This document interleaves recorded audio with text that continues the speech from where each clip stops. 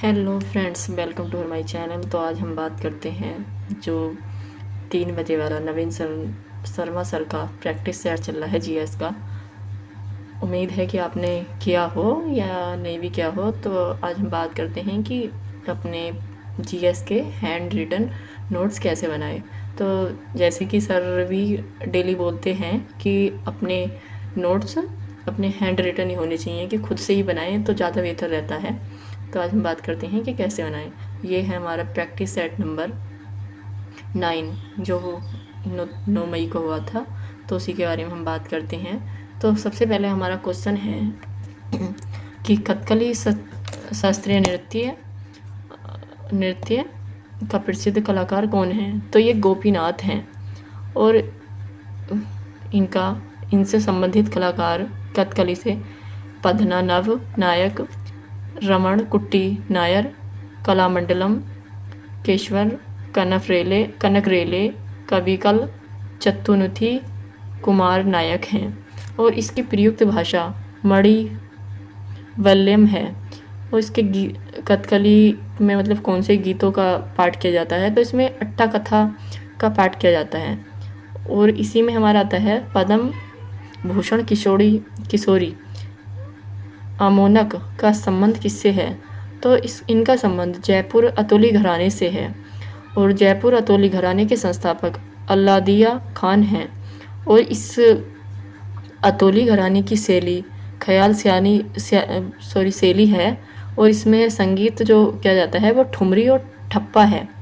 और इसके जयपुरी अतोली घराने के अन्य कलाकारों के नाम भी हम बात करते हैं।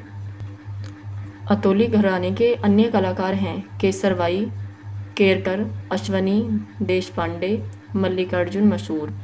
और प्रसिद्ध संगीतकार अप्पा जलगावर का संबंध हारमोनियम से है। और हारमोनियम से 2 और कलाकार हैं आर के बीजापुर और सुधीर नायक। और तबला से संबंधित बात करते हैं हम कि इस तबला से कौन कौन संबंधित हैं। तो ये हैं उदय मजुमदार और सपन चौधरी। और हम वायलिन से बात करते हैं कि वायलिन से कौन कौन से संबंधित व्यक्ति हैं। तो ये हैं सत्यदेव पवार और बाल भास्कर। और हमारा अगला क्वेश्चन है केर और गरिया पूजा किस राज्य के पारंपरिक आदिवासी लोक नृत्य हैं त्योहार हैं। तो ये केर और गरिया त्रिपुरा के आदिवासी पारंपरिक त्यौहार हैं। और त्रिपुरा के अन्य त्यौहार हैं बीज त्यौहार, अशोकनामी, खाड़ची पूजा और पलिक त्यौहार। और मणिपुर के त्योहारों में आता है सोराग, लाई हरोबा, लुई नगाई। और 37वें राष्ट्रीय खेलों का आयोजन कहाँ हुआ था। तो ये गोवा में हुआ था। और इसका आयोजन कब हुआ था। तो अक्टूबर 2023 में किया गया था। और 37वें राष्ट्रमंडल खेलों का उद्घाटन नरेंद्र मोदी जी ने किया था। और इसका मोटो था गेट सीट गोवा। क्योंकि ये गोवा में ही हुआ था तो इसलिए इसका मोटो भी गेट सीट गोवा ही था। और इसका शुभंकर की हम बात करें तो शुभंकर इसका मोगा था। और पहला स्थान महाराष्ट्र का था जिसने 80 गोल्ड मेडल जीते। और सेकंड सर्विसेन का था जिसने 66 गोल्ड जीते।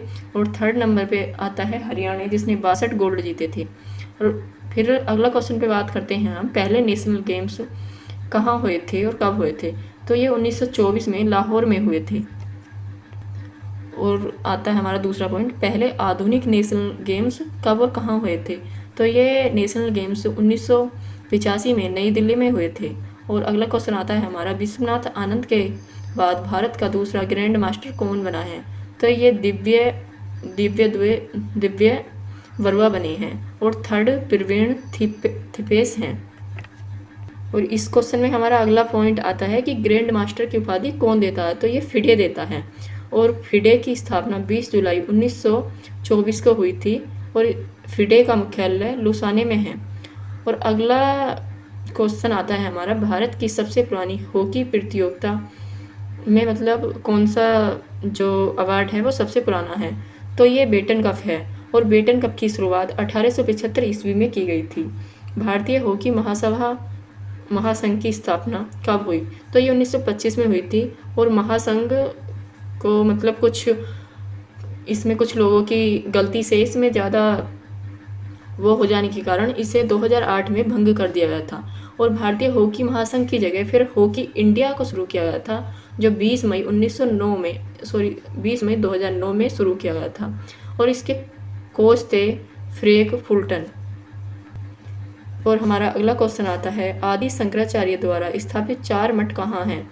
तो ये 4 मठ हैं जोशीपीठ, ये बद्रीनाथ में है, और दूसरे नंबर पर आता है जो बद्रीनाथ उत्तराखंड में है, और दूसरा है हमारा द्वारका, जो ये द्वारिका में है गुजरात में, और तीसरा आता है गोवर्धन पुरी, ये उड़ीसा में आता है, और चौथा हमारा आता है श्रृंगी, ये मैसूर दक्षिण भारत में है। और अगला क्वेश्चन आता है हमारा, आजीविका संप्रदाय के संस्थापक कौन है? तो ये मखिल गोसाल हैं। मत है इनका भाग्यवाद।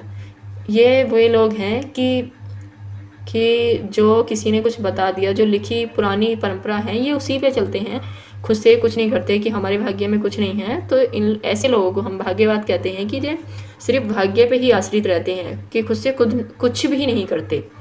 और अगला पॉइंट की हम बात करें, अगला क्वेश्चन है हमारा, ये है भारत की पहली औद्योगिक नीति की घोषणा कब हुई? तो भारत की औद्योगिक नीति की घोषणा मार्च 1948 में की गई थी पहली बार, और सेकंड 1956 में नेहरू जी ने की थी, और थर्ड 1977 में की थी। तो फ्रेंड्स, मैं अपने स्टडी के नोट्स ऐसे ही बनाती हूँ, क्योंकि मैं पॉलिटी वगैरह नहीं लिखती। अधिकतर मैं पॉलिटी अपने ये नोट पैड पे ही लिखती हूँ, जहाँ मेरी स्टडी टेबल है। ये देख सकते हैं आप, ये देखिए हिस्ट्री के एरिया की बौद्ध संगति कहाँ हुई थी, और ये है नई दुनिया का देश किस महाद्वीप को कहा जाता है, और ये है हमारी विधि द्वारा संस्थापित प्रक्रिया जापान से ली गई थी, एकल नागरिक संसदीय प्रणाली यूके से ली गई थी, आपातकालीन शक्ति जर्मनी से ली गई थी, और संवर्ती सूची प्रस्तावना की भाषा संयुक्त बैठक की ऑस्ट्रेलिया से ली गई थी। तो ये पॉलिटी के मैं इस तरीके से ही अपने स्टडी टेबल के पास ही लगा लेती हूँ इन्हें लिख के, क्योंकि इन्हें बार बार अगर ये सामने रहें तो इन्हें पढ़ने में आसानी होती है। और आप अपने नोट्स से कैसे बताते हैं एक बार ज़रूर बताना, क्योंकि आई होप आपको वीडियो पसंद आई हो। और अगर आपको ये इन नोट्स की PDF चाहिए तो ज़रूर बताइएगा। Thank you. आई होप आपको वीडियो पसंद आई हो। अगर पसंद आई हो तो कमेंट्स करके ज़रूर बताना। Okay, thank you.